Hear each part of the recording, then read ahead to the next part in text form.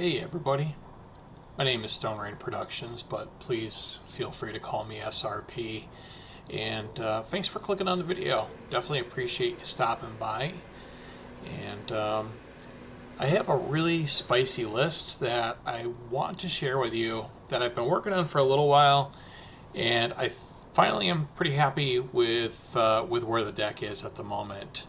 And I want to just kind of go over everything and explain what I was thinking and the choices here. So one of the things that I wanted to do was I wanted to work with some of the more annoying Sentinels, if I'm being completely honest with you here. The Captain Typho, the Obi-Wan Kenobi Force, and Chirrut. But I wanted to find something that was going to keep them around for as long as possible. And so while I was thinking about that, I thought, why not try Satine with them?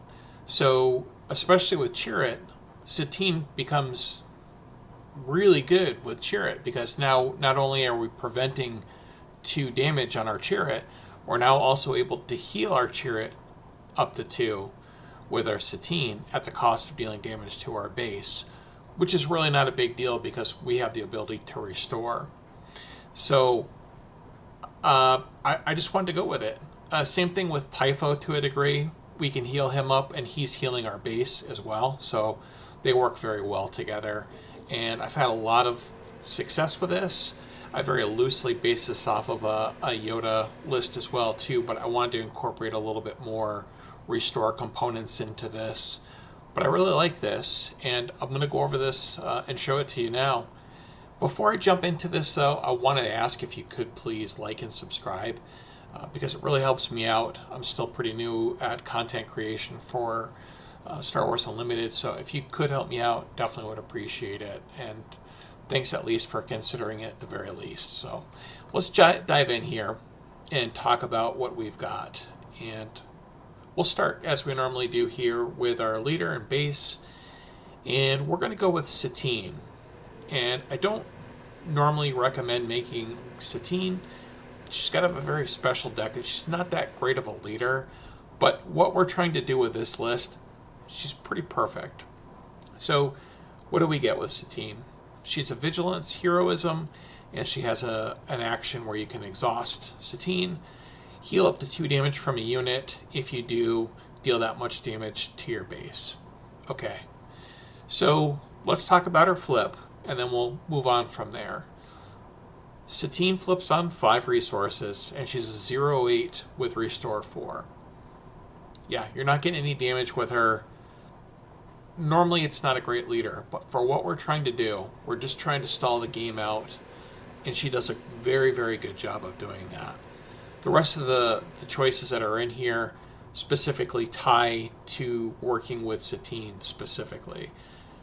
And I've got some really, really, really good success with this. Our late game is just bonkers, and as long as we can get to the late game, we can pretty much take over, and I'm pretty confident of that. I have a pretty good record with this deck as well so far too, so definitely something I'm taking seriously. We're pairing that with the Jedi Temple Force base, the green Force base, so that we can get the Force.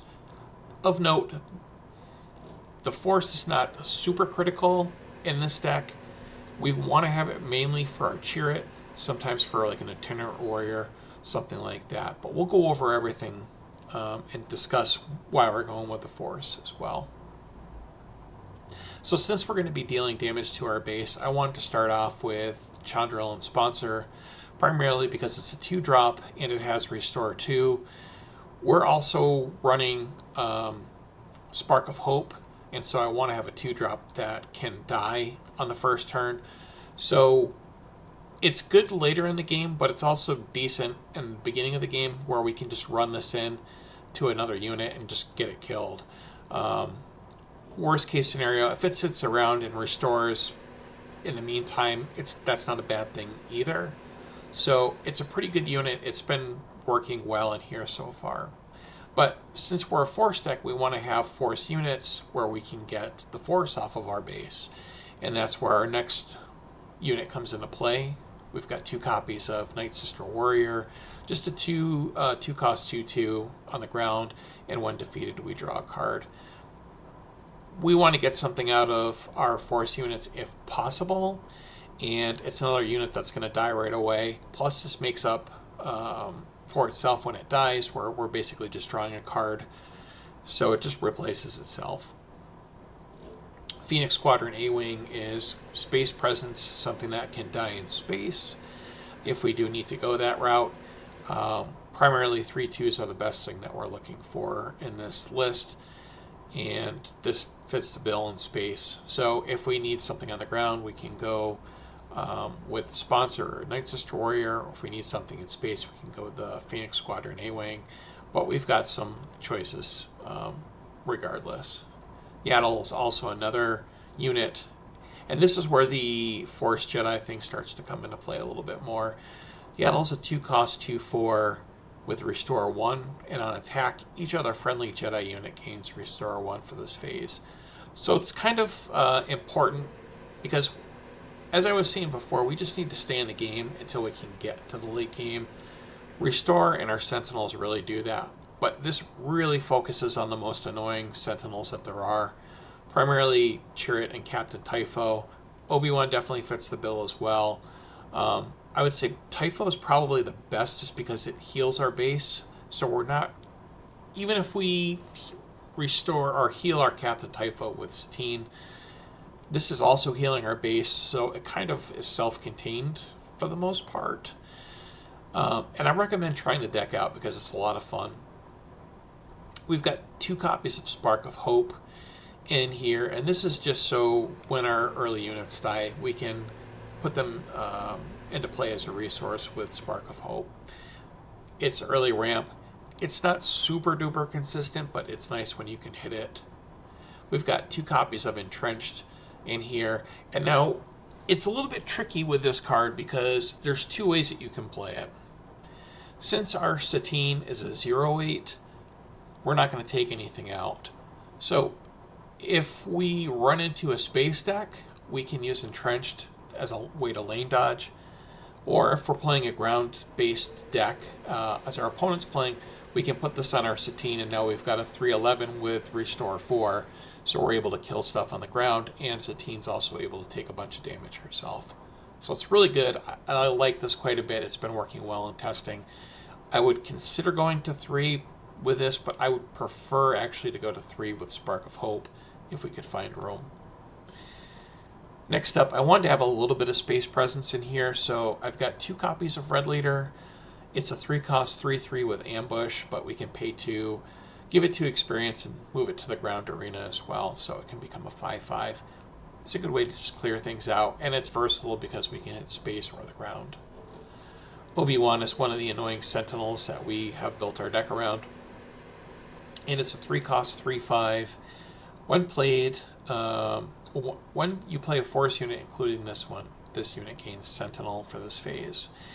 We've got 2 copies in here. While this is one of the good Sentinels that we're looking for, we'd prefer to have either a Chirrut or a Typho. And out of those, I'd say maybe the Typho, most likely the Typho. It's close between Chirrut and Typho, but those are both good. They're all very good, and we do have enough units for Force to trigger the Obi-Wan so that we can get him back. And worst case, if we do have the Obi-Wan, we can just keep healing him up, and we have enough Force units where we can trigger him every turn. Up next, we've got some more Restore, which is key to our plan. Yoda from set 1, 3 cost 2/4 with Restore 2, and when defeated, we can choose any number of players. They each draw a card. Just a classic card. It replaces itself when it is defeated, and we get to Restore 2. It's a good card for sure. We're definitely a ramp deck, so we've got 3 copies of Resupply, just a 3 cost event that we can put into play as a resource. Captain Typho, the card that we've kind of built up, and the reason why I've got 3 as opposed to the other 2, he's really the primary target here. 4 cost, 4/5 Sentinel. When this unit is attacked, you may disclose command Heroism. If you do, heal 1 damage from your base. So he can take some damage. we can heal some of that damage back up with Satine, and he's going to heal our base back. So it's a very nice loop. It works well together, so they kind of take care of each other. And I have really gotten a lot out of Typho, for sure. He's awesome. Works great in this deck. And so does Chirrut. Chirrut is a 4-cost 3/5, so we're losing a point of offense, but we do gain the very cool ability that when this unit is attacked, we can use our force. If we do, the attacker gets -2, -0 for this attack. We've got enough force units where we can trigger the force. Already to this point, we've got Chirrut himself, that's 2. Yoda, 3 copies, that's 5. 2 more from Obi-Wan, that's 7. Then we've got 3 copies of Yaddle, that's 10. 2 copies of Nightsister Warrior, so we're up to 12. We're not even at the rest of the list yet. So, yeah, it works out pretty well.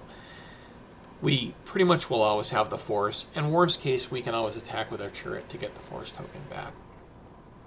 So, the way it works is you block, something attacks into the Chirrut, we give it -2. It's going to deal damage to Chirrut. We use our Satine, we heal up our Chirrut, then we can attack with our Chirrut, get the Force back, then prevent the next 2 again. It just makes it very annoying to deal with. Between Obi-Wan, the Typho, and the Chirrut, it's a very good way to stall the game out, and it's worked very effectively so far. To the next row, to our 4-cost, continuing with our 4-cost, we've got 2 copies of Itinerant Warrior. I had 3 copies in here for a little while, but I went back down to 2. It just feels like the right number. You can adjust this however you want, but this definitely works best for me. It's a 4-cost 4/4 that's shielded, and when played we can use the Force. If we do, heal 3 damage from a base. The main reason why I was considering sticking with 3 is for the later game with our Yoda, because we've got 2 primary ways to use the Force. One is with Chirrut, one is with Itinerant Warrior. The primary way being Chirrut. So I kind of wanted to have it so that there was more ways to use the Force, but two's been a pretty sweet spot so far. We'll go over Yoda in just a minute. We've got 2 copies of Vanquish, which is just a good solid card for heroism. Mid-range, I would say, or I guess soft control if you want to call it that. 5 cost to defeat a non-leader unit. It's from set 1. We don't have access to something like a no glory only results, so this works well. And it's still a very good card, so definitely like it quite a bit. We're running 1 copy of Traitorous, and this is primarily just to get rid of primarily like a space. If we're running into something space, we don't really have something to match up with for the most part, so we can steal a space unit and run it into our opponents and just kind of essentially like a 2-for-1 if you want to look at it like that. Or we can pick up let's say somebody else has an Obi-Wan or whatever the case, we can steal something for ourselves. We've got 2 copies of Resupply Carrier, which is a 4/5, and has a when played, you may put the top card of your deck into play as a resource. Just another way that we can ramp in this deck, because this deck is very resource intensive, so we need to get as many resources as we can. We've got 2 copies of Rivals Fall, just a good catch-all, take out units. I'm running 2 copies of Clone in here because we have so many top-end answers in this list that I think it works great with either Yoda or Luke, but it's primarily for Yoda. It's just ridiculous if you can get a Yoda into play and you clone it. I was talking to Tantastic during the Force Fam 3 tournament, and we were kind of discussing that we wanted to build clone decks. And I thought that this is kind of a funny wink to that, where I'm including this in there after we discussed it. But genuinely, I think that it fits in this deck, and it's not just a meme. It actually fits pretty well in here. Like I said, we've got a lot of very good top end, and at the very least, we're ramping so much. If we need to copy something an opponent has, we can do that too. We've got one copy of Color and Beck in the main. Just a good way to search up another unit, something that costs 3 or less, and put it into play at no cost. But remember, this gives it a 3 cost discount. So 7 cost 7. When played, we look at the top 7. We can reveal a unit and it costs up to 3 less. So we can pay more if we've got more resources, which can happen because we're ramping so much. Luke, pretty much an auto include because it's a vigilance deck. 7 cost 6/7 with restore 3. And when it's played, you can give an enemy unit -3/-3, or -6/-6 if one of our units left play this turn. We've got 3 copies of Home 1 in here as well. It's a great stabilizer for board wipes, but this also has restore, and it gives our other units restore. It really fits everything that we're doing. It's very good in the late game. So plus we also get a unit back from our discard pile, as long as it's heroism. Again, we've got plenty of choices here, so definitely a great option. And one of the primary reasons that we're playing this in one of our biggest top end is Yoda, especially with Clone. 8 cost 5/9. When played, you may use the Force. If you do, heal 5 damage from a base. But it also has this other really big and important ability. When you use the Force, you may deal damage to a unit equal to twice the number of units you control. And this is usually 6 to 8 damage for the most part when he comes down. The Clone on Yoda, if you can pull it off, is just bonkers because they trigger off of each other. So let's say we've got our Yoda into play and we've got 2 other units. The following turn we play our Clone, we clone Yoda. So we get to, now we've got 4 units in play. We can use the Force for the Yoda ability to heal 5, so that heals 5. That triggers our, when you use the Force, both on the Clone and on the Yoda. So now you're able to defeat 2 units, and you're dealing 8 damage to up to 2 units in this example. And then really any other time that you use the Force from there on out, let's say you play another Itinerant Warrior, or you do something with Chirrut, you use the Force with Chirrut, then you're using the Force again, and you're just constantly picking off your opponent's units, and it just gets really ridiculous. Later in the game too, you can color it back to get your Yoda if you need to, and it's been really good. I've got a sideboard, but I don't really want to go over it right now. You guys can take a look. I'll have a link for this in the description as well. But I've had a lot of success. It's extremely grindy, and the Sentinels in the early game are really, really, really difficult to deal with.